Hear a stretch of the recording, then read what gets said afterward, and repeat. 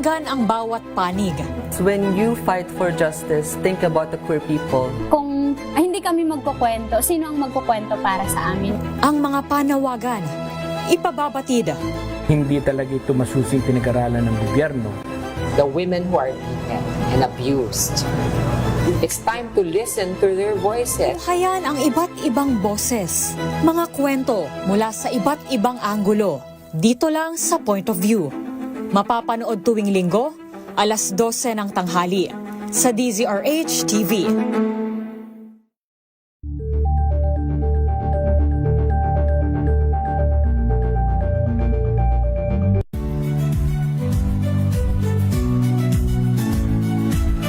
Magandang araw mga kaibigan.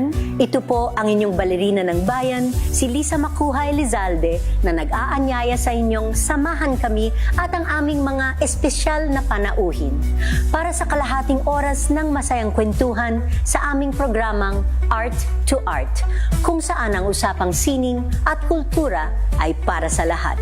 Huwag kaliligtaan, tuwing linggo, alas 3:30 ng hapon, dito lamang sa DZRH Radio, DZRH TV, at via online streaming.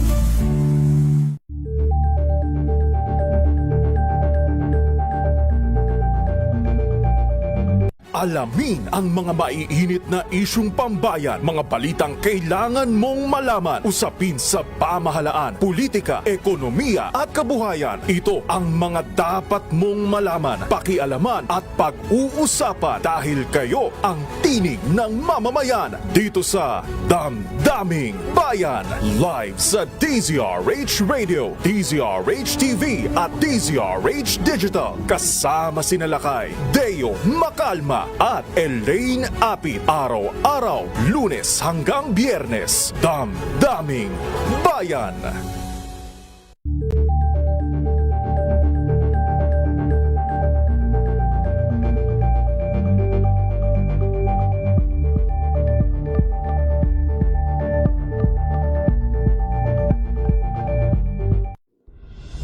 Tuloy-tuloy ang pagtulong, tuloy-tuloy ang pagseserbisyo at tuloy-tuloy ang balitaan kasama si May Binauhan sa Operation Tulong mula Lunes hanggang Biyernes.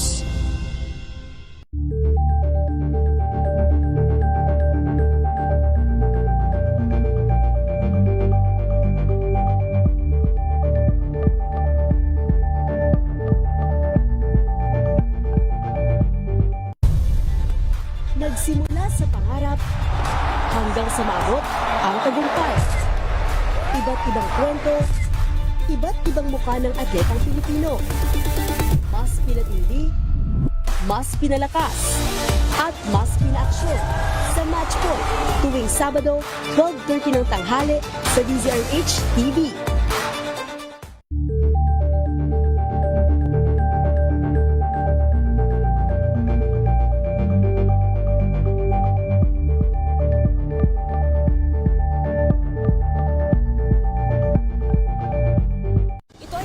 Naitalang 17 individual na ang kanilang naaresto. Ng Metro Manila Development Authority o MMDA ang No Contact Apprehension Policy o NCAP sa Metro Manila. Isang ilang mga dokumento ay peke. Hindi rin legal ang employment na ipinangako sa kanila. Sa mata ng batas, mananagot ang sangkot at may sala. Dahil sa bawat paglabag, may karampatang parusa. Alamin ang mga pananagutan sa likod ng mga bawal. Dito sa Hoy!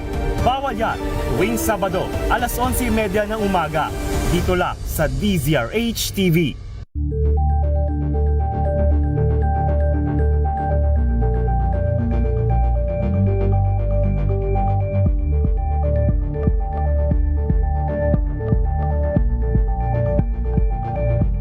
Curious ka ba sa maraming bagay?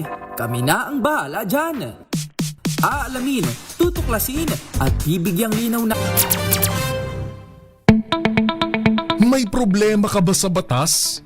Hihimayin yan ng kumpanyera ng bayan. Attorney Cheryl Adami Molina, si Attorney Cam sa Usapang Legal. Usapang Legal.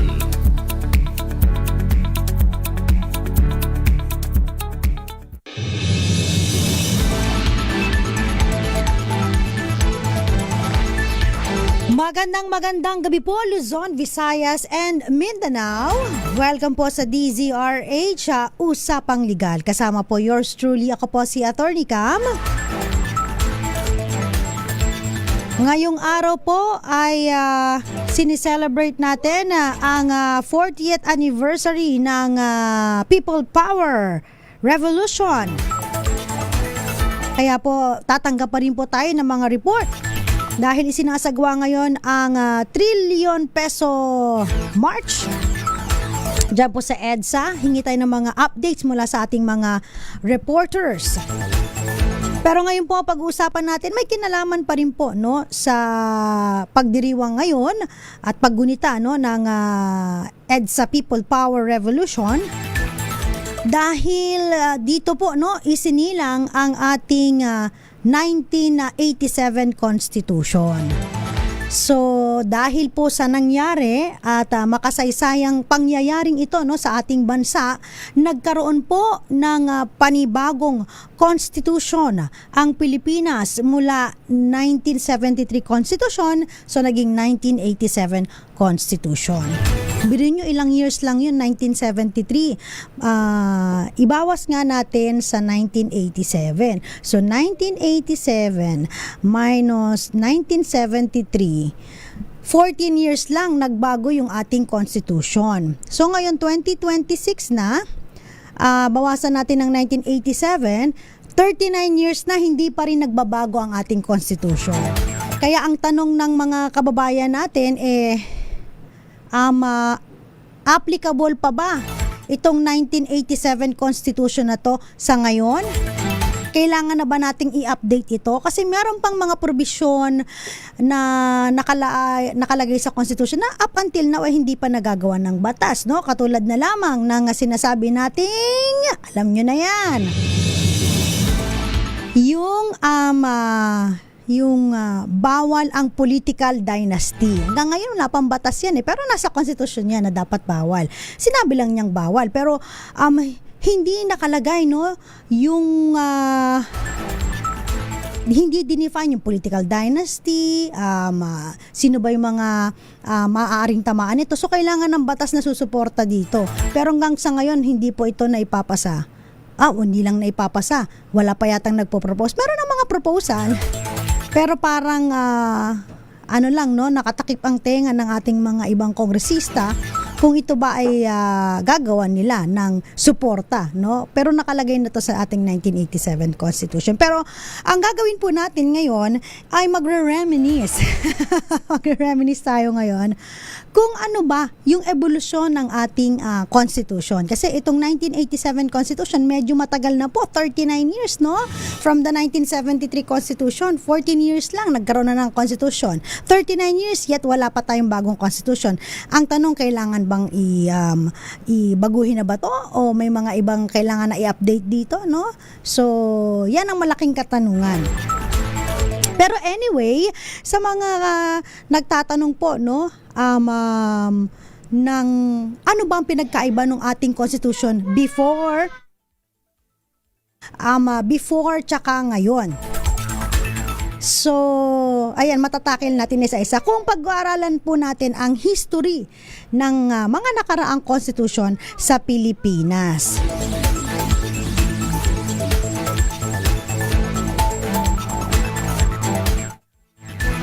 Kasi ang maalala ninyo, 'di ba, kapag sinabi natin Constitution sa history namin, ang mga naalala ko diyan yung nung bata pa ako, yung Malolos Constitution. 'Di ba ang Pilipinas po ay merong ilan na bang island? 7,107 pa rin, hindi na, parang marami nang naadagdag pa, no? At syempre, medyo strategic yung ating location pag nakita nyo po sa globe, no?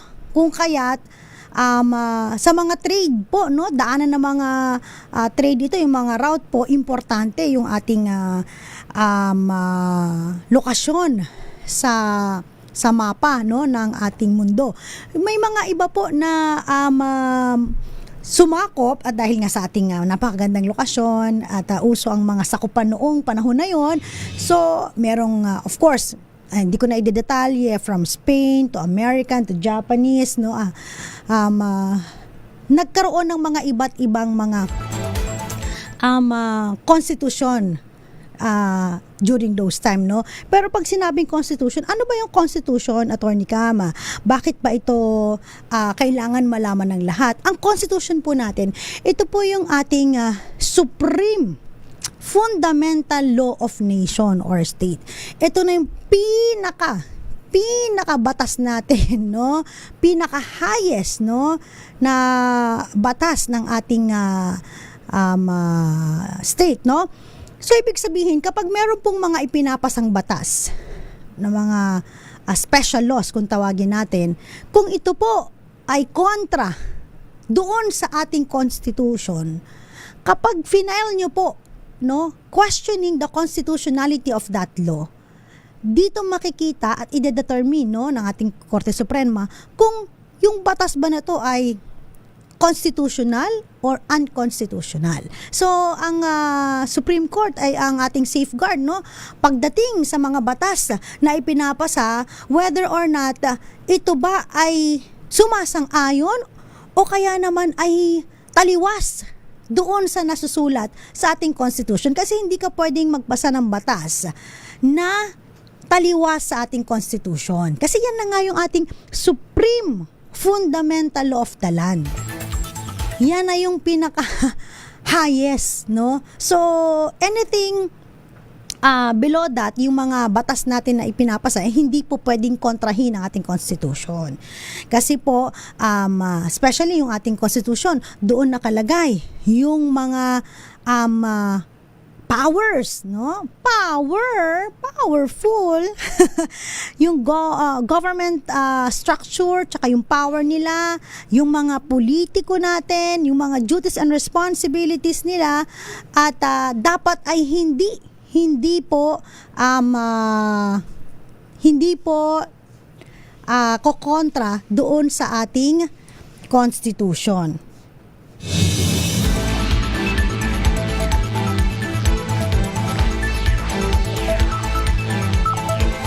Siyempre, nakalagay din po sa ating konstitusyon, ay ang pinakamaganda dito ay yung mga karapatan ng ating mga kababayan, no, mga citizen natin, mga nakatira sa Pilipinas, no, kung ano ba yung karapatan na hindi dapat labagin, no, ng mga nasa upuan. Sa upuan, parang kanta ni Glock-9. Kayo po na nakaupo. Yung mga nandoon sa in power, no? So, importante na malaman po natin kung bakit mahalaga ang ating constitution at dapat alam nyo rin po ito. Ayan. So, again, balikan po natin yung history ng ating constitution. Na-colonize na tayo ng Espanya, na-colonize na tayo ng mga Americans, Japanese, no? Ano ba yung mga batas na umiiral during that time, no? Ano ba constitution meron that time? Okay, naalala nyo po, 'di ba, during Spanish War o Revolution, ayan, Revolution po, no? Diniklara ang pagiging independent po natin noon sa Kawit, Cavite noong June 12, 1898, kung saan sineselebrate natin ang Independence Day, no? At isa sa maaalala natin yung word na yung malolos, kung saan, no, nagkaroon po ng tinatawag na Malolos Constitution na naaprubahan po noong 1989. Parang ito yung sinasabi natin na First Philippine Republic, First Philippine Republic, na kung saan naitatagpo, no, na uy, teka lang, meron pala tayong sovereignty, no? Independent tayo, malaya.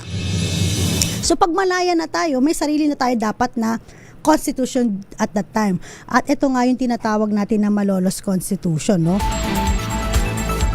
At syempre, dami pang mga pinagdaanan, no? Meron pang mga Jones Act. Kasi tayo po, during the American War, if I'm not mistaken, tama ba ang aking history? Ano pang grade ko nung history nung nag-aaral ako? Di ba, naalala ko at that time, parang yung mga Amerikano, no, ay parang although kinonquer tayo, sila po ay nag-promise na tayo po ay magiging malaya once na kaya na nating maging independent, no? At magkakaroon ng parang constitution na maaring modeled, ayan, doon sa US. Kaya mapapansin po ninyo yung ating constitution up until now, meron pa rin pagkakapareho, no? Doon sa mga ibang provisions sa US. So, mamaya pag-usapan po natin yung mga iba pang history, no, about dun sa ating constitution. Tsaka ang importante dito, maintindihan natin ano ba ang nakapaloob ngayon sa ating 1987 constitution. Ano ba ang structure ng ating gobyerno, no? Yung iba very well aware sa ating constitution, sa construction, sa structure ng ating gobyerno, pero iba kasi medyo hindi pa sila gaanong informed. Kaya ito, basic knowledge lang about dun sa ano ba ang meron sa 1987 Constitution? Ayan. Baka naman makaisip kayo ng rason kung gusto nyong i-amend yung ating Constitution habang kayo po ay nakikinig, no, sa ating palatuntunan. Pero bago yan, shoutout muna tayo. Magandang gabi po sa mga nakikinig ngayon. Hello and good evening po. Ayan, sa mga OFW natin na nakatutok din ngayon. Roxanne Costo, kamusta po? Good evening. Irene, Ivy ng Pangasinan, Florence Regalo ng Laguna, and Salvacion Escobar, kay Melvin ng Leyte, kay Tita Emma ng Ilocos Norte, kay Ma'am Teresita Atienza, magandang gabi po. Tita Connie ng Virac, Catanduanes, kila Ruel Saldico, ayan, yung ating mga kaibigan dyan sa Bicol, yung mga Bicol reporters natin dyan, magandang gabi po sa inyo. At syempre, ayan, mamaya po sa pagpapatuloy, tuloy-tuloy pa rin po yung ating pagtanggap ng report. Kung meron pa po tayong mga inaasahang report, may kinalaman po dyan sa ating pagsiselebrate ng 40th anniversary ng EDSA People Power Revolution. Kasama pa rin po, ako po si Attorney Cam. Babalik po tayo. Ilan po munang mga paalala dyan lamang po kayo. Oras po natin, 7 minuto bago sumapit ang 7:00 ng gabi.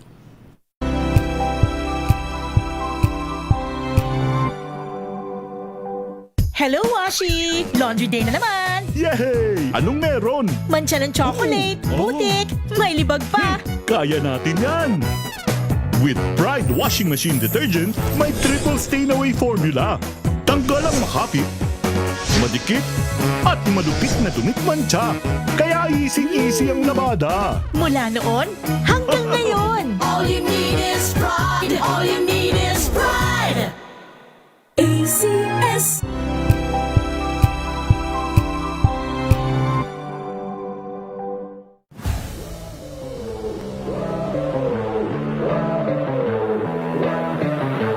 Ko, tinulungan nila ako kung ano yung magiging role ko, kung ano yung magiging improvement ko. Yung depensa ko kasi lagi nilang sinasabi sa akin na yung scoring ko nandyan parang natural yung scoring ko, pero yung kailangan nila sa akin maging two-way player. Meron akong pangarap na gusto ko din umabot sa Gilas So, talagang titignan ko si Kuya New kung ano ba yung qualities niya, kung bakit siya nandun. So, isa yun yung pagiging two-way player niya. Yun, kaya sabi ko, kailangan ko magkadepensa kung gusto kong mapunta ng Gilas. Hi, I'm CJ Cancino, professional basketball player para sa Meralco Bolts. Abangan ang aking exclusive interview dito lang sa DCRH TV Matchpoint. Mabuhay ang atletang Pilipino.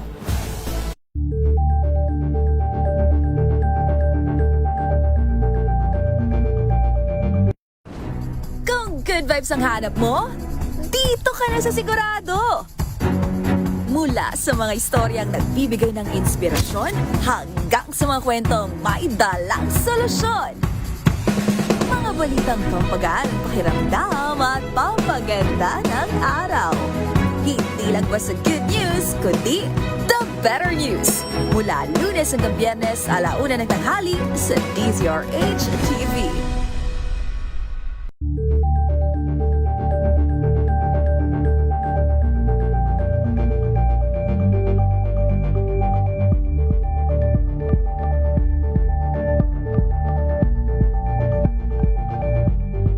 we've got you covered.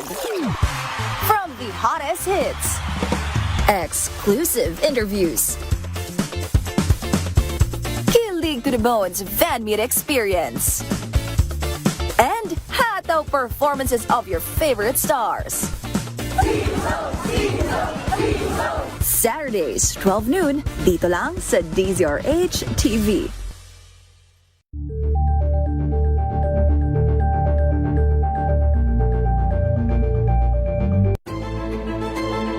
Pakikinggan ang bawat panig. When you fight for justice, think about the queer people. Kung hindi kami magkukwento, sino ang magkukwento para sa amin? Ang mga panawagan, ipababatid. Hindi talaga ito masusing pinag-aralan ng gobyerno. The women who are beaten and abused. It's time to listen to their voices. Tunghayan ang iba't ibang boses, mga kwento mula sa iba't ibang anggulo. Dito lang sa Point of View. Mapapanood tuwing linggo, alas 12 ng tanghali sa DZRH TV.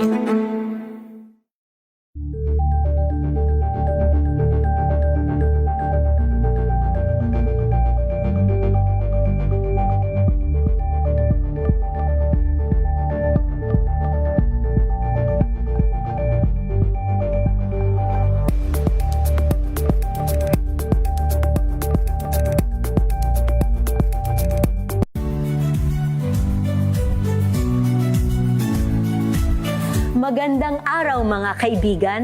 Ito po ang inyong balerina ng bayan, si Lisa Macuja Elizalde, na nag-aanyaya sa inyong samahan kami at ang aming mga espesyal na panauhin para sa kalahating oras ng masayang kwentuhan sa aming programang Art to Art. Nagbabalik po ang DZRH Usapang Legal.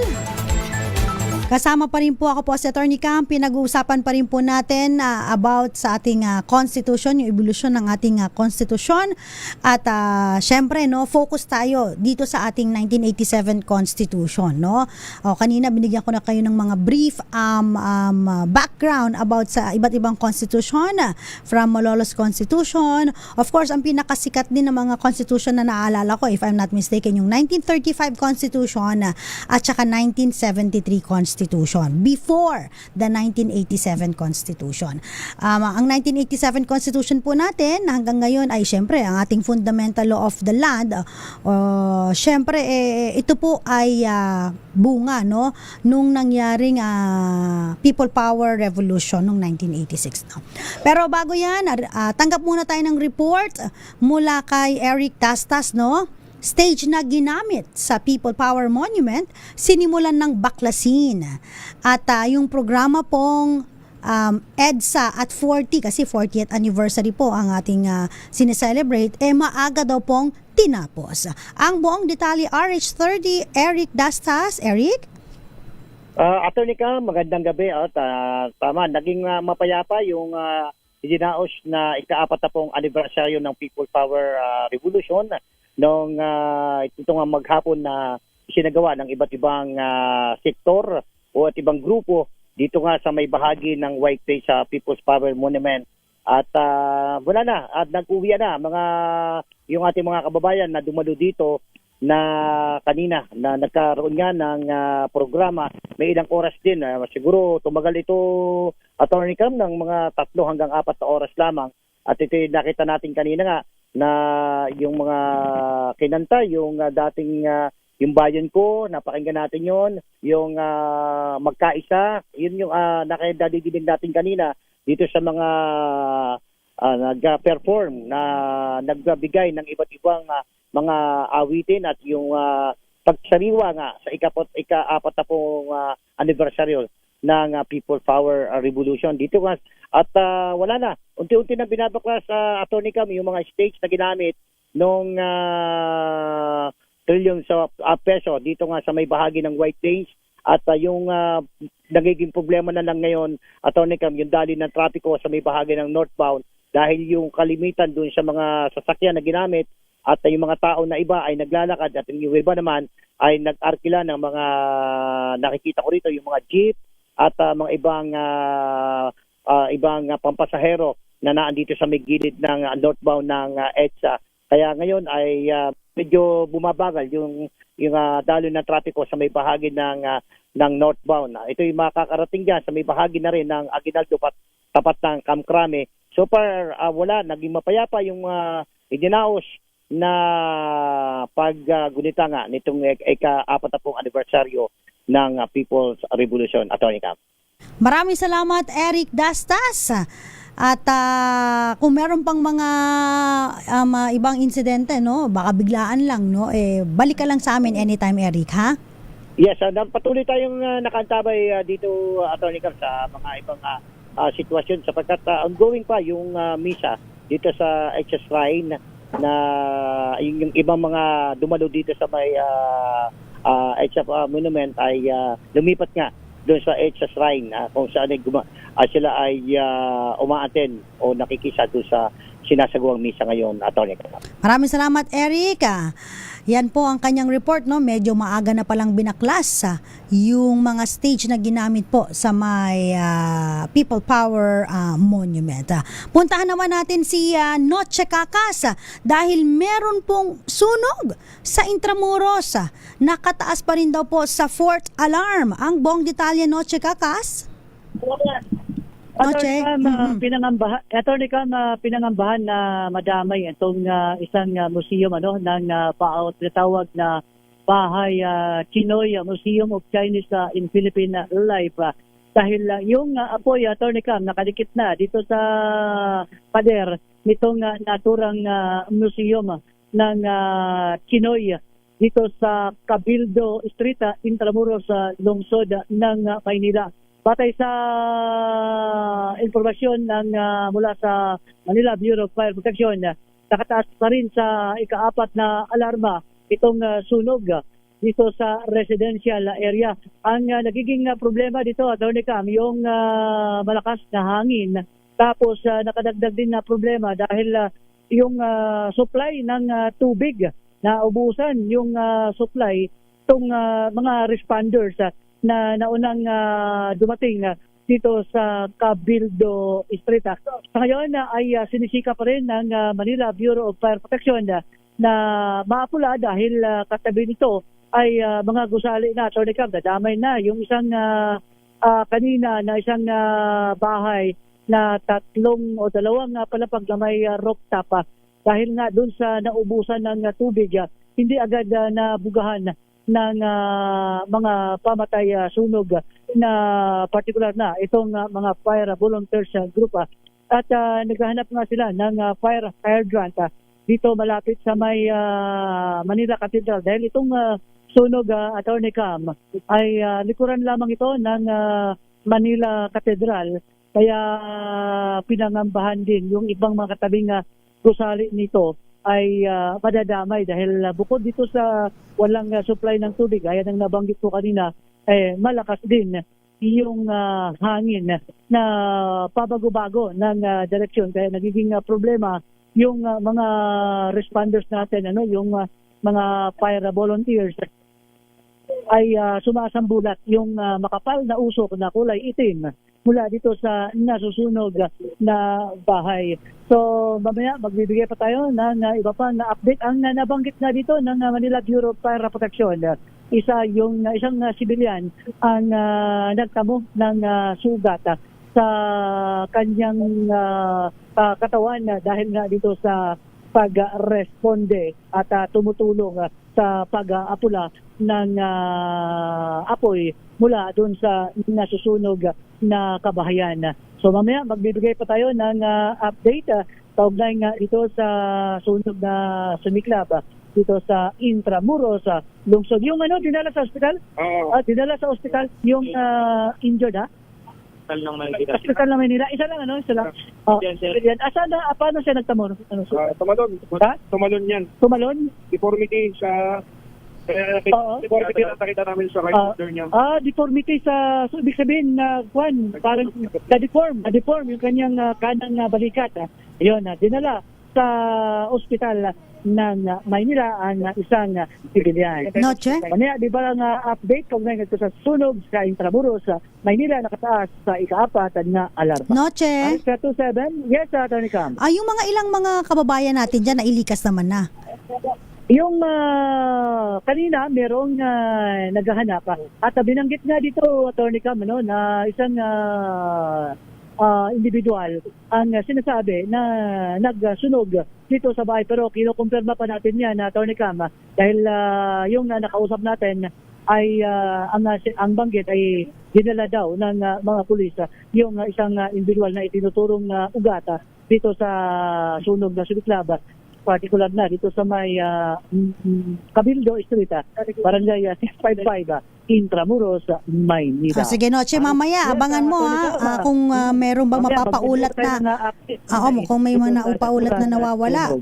Sige, Noche, salamat. Tony Cam, ihahatid natin yan sa ating pagbabalik. Balik sa iyo, Tony Cam. Maraming salamat, Noche. Report ka lang kapag meron kang natanggap na naiulat na mga nawawala o kaya naman naiulat na maaaring hindi nakalabas dun sa building. Sana naman wala, no? At matapos na itong sunog at panalangin natin yung ating mga firefighters din na bigyan pa sila ng sapat na kalakasan para magupo itong sunog na ito. Maraming salamat, Noche. Balikan mo na lang kami para sa iyong follow-up update. Balikan po natin yung ating topic ngayon. May kinalaman po sa 1987 Constitution. Again, ito po ay bunga nung nangyaring People Power EDSA Revolution noong 1986.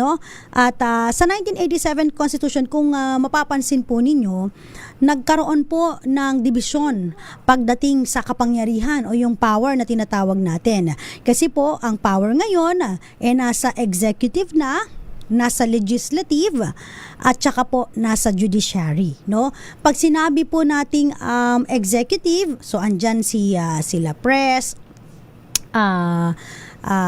VP, cabinet members, At syempre kapag sinabi nating legislative, andyan naman po of course ang syempre yung Congress. Pag sinabing Congress, hindi lang po congressman ito, yung mga congressman natin na nasa House of Representative. So andyan din po ang ating mga senators. So kasama sila. So yun po ang nagko-comprise ng nagko-comprise ng Congress natin. And then judiciary. So of course yung ating mga court, MTC, MTCTC, Metro Trial Court, Regional Trial Court, Court of Appeals, Supreme Court. So yung mga korte po, and different other courts of course. So mapapansin din ninyo, bukod po doon sa three branches of the government, meron din pong tinatag na Independent Constitutional Commission. So ito po yung tinatawag natin na Commission on Audit, Civil Service Commission, and Commission on Elections. Na meron po silang, of course, kapangyarihan at meron silang mga roles and responsibilities, di ba? At mamaya itatakel po natin yan. So again, ang executive branch po headed by the President and yung kanyang mga appointed cabinet members, Kaya mapapansin ninyo yung mga cabinet members, merong secretary, undersecretary, yan. So sila po, ang nasa part ng executive branch. Kasi po ang power ng president, medyo malaki po yan. So hindi niya lahat magagampanan lahat yan. Kasi syempre sila po ang tagapagpatupad ng batas, nag-enforce ng batas. So kailangan niya po ng mga cabinet members para mag-act as a kanyang alter ego, na kung ano po ang sabihin, mandato nung yung cabinet member, dapat yun din po ang mandato ng presidente, So dahil malawak po ang kanyang kapangyarihan, so meron siyang mga cabinet member na nag-act as alter ego. Okay? So sabi nila, ano bang power ni VP? So again, ang VP po, hindi siya masyadong powerful.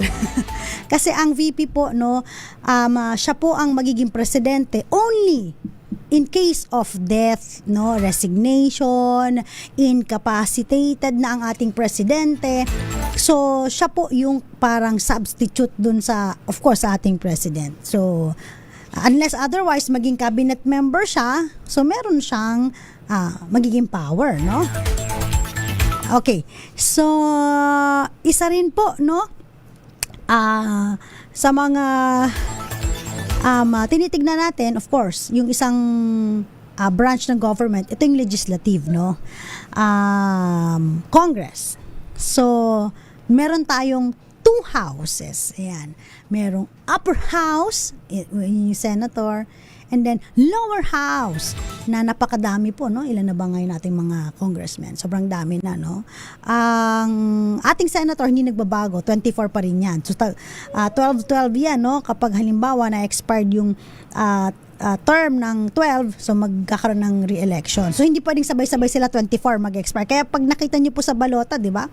Pag tayo po ay nagboboto, 12 lang yung binoboto natin kasi may sitting 12 pa. 6 years kasi ang term nila eh.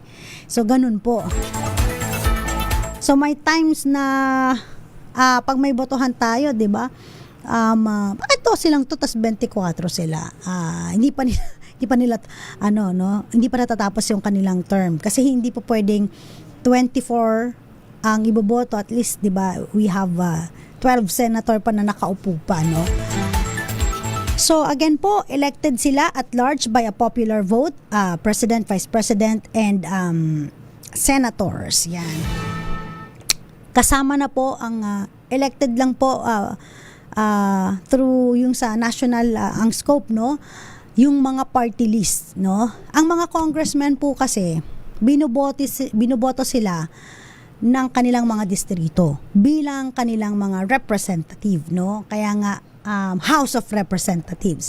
Kanya-kanyang distrito, kanya-kanyang representatives. Pero, yung party list po, kasama po yan sa national in scope. So, pag national in scope, ibig pong sabihin, binoboto yan, elected yan by a popular vote. Medyo itong ating party list kasi ngayon, sabi para sa mga underrepresented, no? Underrepresented meaning ito yung mga maaaring kailangan na mapakinggan ang kanilang mga boses, no, sa Kongreso in case na magkakaroon po, kasi po ang Congress po ang nagpapasa ng batas, no? Bukod sa kanilang kapangyarihan na magpasa ng batas, sila po ay meron tinatawag na power of the purse. Ano yung power of the purse? Sila yung nag-elect na, nag-decide, no? Nag-enact ng budget ang gobyerno. Powerful! So, yan po, no?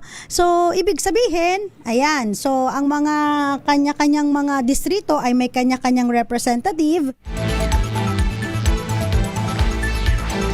Ang mga party list naman po, again, ay merong nire-represent na mga marginalized sector, no? Yung mga, sad to say nga lang, yung mga binoboto natin na mga party list, ang mga representative nila, no, ay medyo, kung hindi ka mag-anak ng mga politiko, kasama sa mga dinastiya ng politicians, no? Hindi ko nilalahat, pero may mga ganun po. Kasi nga nagkaroon ng controversial regarding sa 2%, no, na dapat makakuha sila ng 2% bago sila magkaroon ng representative.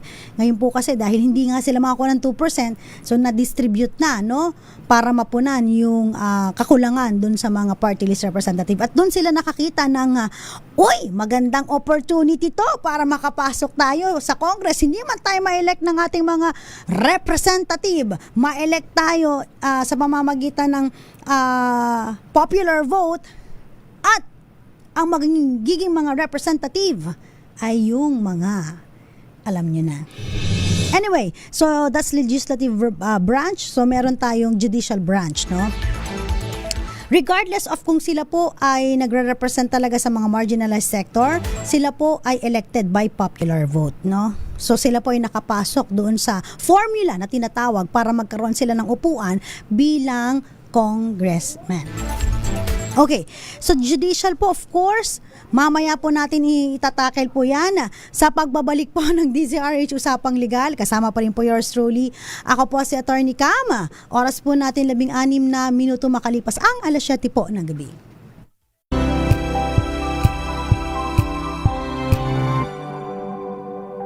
Tinesting, sinuri, siniyasan. Ang resulta? Super effective ang Shield sa pagpatay ng bakterya at virus. Shield Antibacterial Soap. Believe ang mga eksperto sa Philippine Nurses Association. At si Mami. Tiwala ako sa Shield. Shield Antibacterial Soap. Napatunayang mabisa. Ang mga nurse, tiwala. ACS. Sa lahat ng bagay, simula pa lang, siguraduhing max protection na. Kasi pag kulang ang proteksyon, baka madaling masira. Sa ngipin, dapat may max protection din. Max sa alaga ng Unique Toothpaste. With Max Protect Formula, help stop cavities before they start, while keeping breath fresh. Try Unique Maximum Fluoride Protection. Para max sa alaga, max protektado. ACS.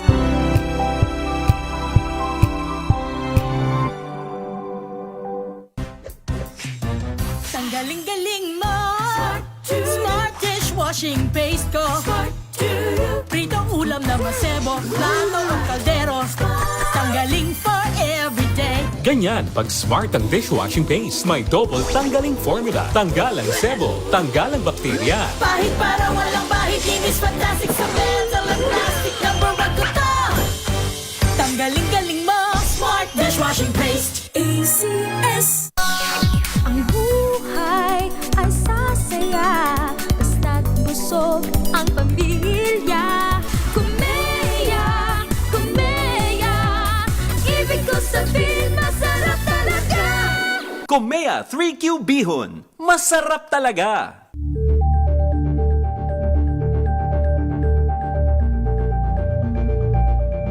Wow, ang saya. Isang barangay na labada, puro mancha pa. Goodbye, pahinga. Mommy, isang laba lang yan sa Pride Bar Blue. May powerful stain-away enzymes na malupit sa dungit mancha. At di masakit sa kamay.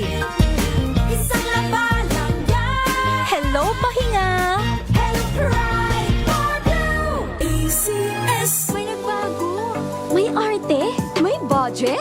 Akala nyo lang yon. So solid. White Rose Papaya, wow, White Rose. White Rose Papaya, wow, White Rose. White Rose Papaya. May glow up with White Rose Papaya. White Rose Papaya. Nagputi power times 2 kasi may papaya at niacinamide. May shea butter and tea tree oil pa. Kutis sulit ang glow up. Glow up with White Rose Papaya. White Rose Papaya. Kutis sulit ang glow up. ACS.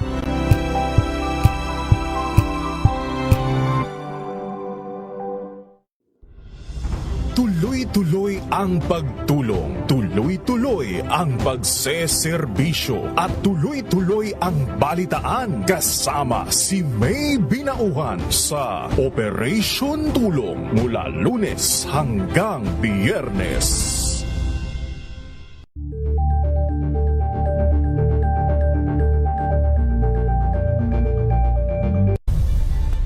Nagsimula sa pangarap hanggang sa maabot ang tagumpay. Iba't ibang kwento, iba't ibang mukha ng atletang Pilipino. Mas pinatindi, mas pinalakas, at mas pinaaksyon sa Match Point tuwing Sabado, 12:30 ng tanghali sa DZRH TV.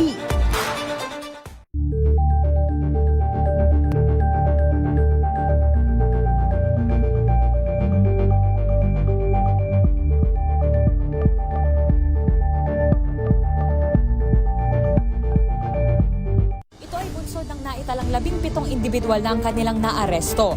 Ng Metro Manila Development Authority o MMDA ang No Contact Apprehension Policy o NCAP sa Metro Manila. Sa ilang mga dokumento ay peke. Hindi rin legal ang employment na ipinangako sa kanila. Sa mata ng batas, mananagot ang sangkot at may sala. Dahil sa bawat paglabag, may karampatang parusa.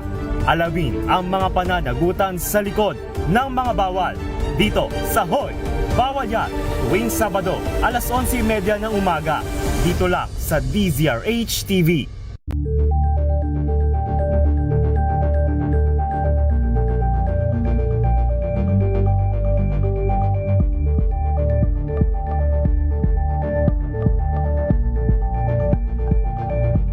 Curious ka ba sa maraming bagay? Kami na ang bahala dyan. Aalamin, tutuklasin at bibigyang linaw namin ang mga katanungang bumabagabag sa inyong isipan. Sa programa kung saan ang bawat sagot ay galing lamang sa mga eksperto.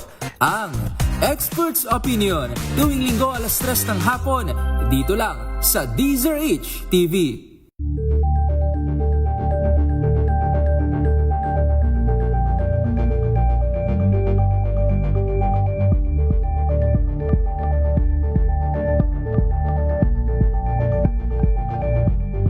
Maagang balitaan, maagang usapan sa mga issue at balita. Kasama si Kuya Angelo Palmones sa Magandang Umaga Pilipinas. Mula Lunes hanggang Biyernes.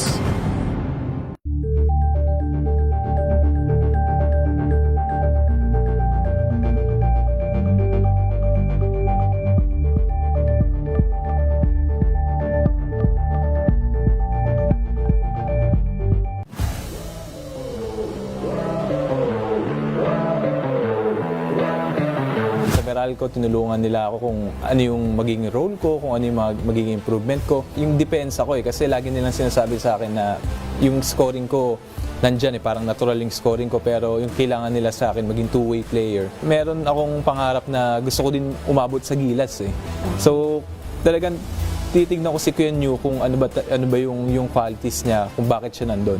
So isa yun yung pagiging two-way player niya. Yun kaya sabi ko, kailangan ko magkadepensa kung gusto kong mapunta ng Gilas. Hi, I'm CJ Cancino, professional basketball player para sa Meralco Bolts. Abangan ang aking exclusive interview dito lang sa DZRH TV Matchpoint. Mabuhay ang atletang Pilipino.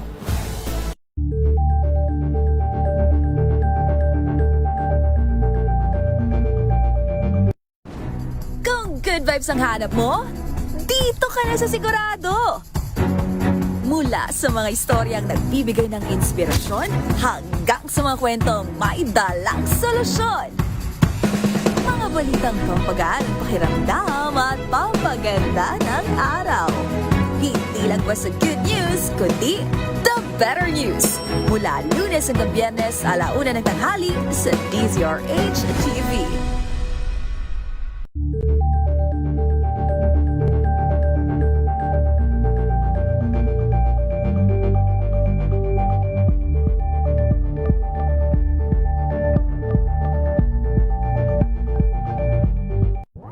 Got you covered.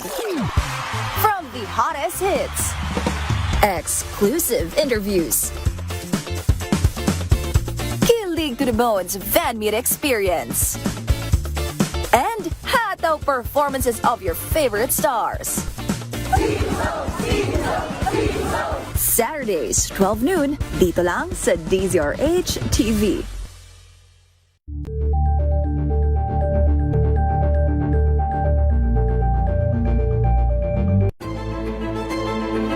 Pakikinggan ang bawat panig. When you fight for justice, think about the queer people. Kung hindi kami magkukwento, sino ang magkukwento para sa amin? Ang mga panawagan, ipababatid. Hindi talaga ito masusing pinag-aralan ng gobyerno. The women who are beaten and abused.